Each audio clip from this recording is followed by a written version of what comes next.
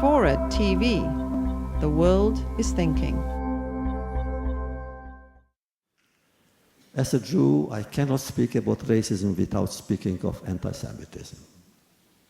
Anti-Semitism is the oldest group prejudice in history. We say that it's as old as our exile. It preceded even exile.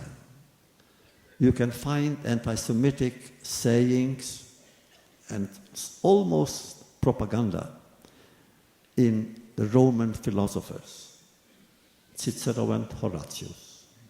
You have already then some anti-Semitic outbursts.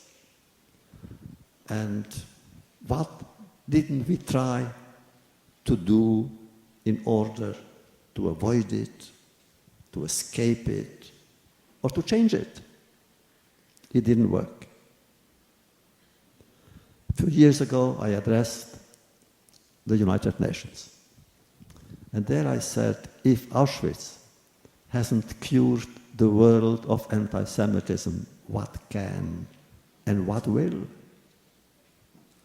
But there I went further, I said, has the world learned anything from history, from our history? And my conclusion was pessimistic. It hasn't. Had the world learned, there would have been no Rwanda, no Bosnia, and earlier no Cambodia, and no Darfur. So what else can we do to make the world open to learning? Call it education. And I, as a teacher and a student, I never stopped learning. I continue teaching. It's because I love learning. My passion for learning is what motivates my life. And therefore I believe, of course, that whatever the question is, and whatever the answer is, education must be its major component. But if education doesn't help, what do you do? One of the darkest moments in my life was after the war, when I discovered in the archives that the commanders of the infamous Einsatzkommandos, they were special murder squads that followed the Wehrmacht and sometimes with the Wehrmacht, killed and killed and killed with machine guns, men, women and children, hundreds and thousands a day.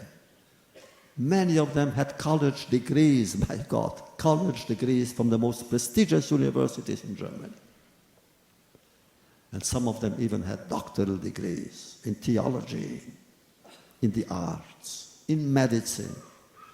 So if their education did not serve as a shield for them, not to transgress certain human laws, what can and what will? I believe my expression is in all of my books, and yet. Or we could say education is useless, and yet there is nothing else to replace it, whatever it is. Yes, I should give up on humanity because of the inhumanity of the killers, and yet I will never give up on humanity.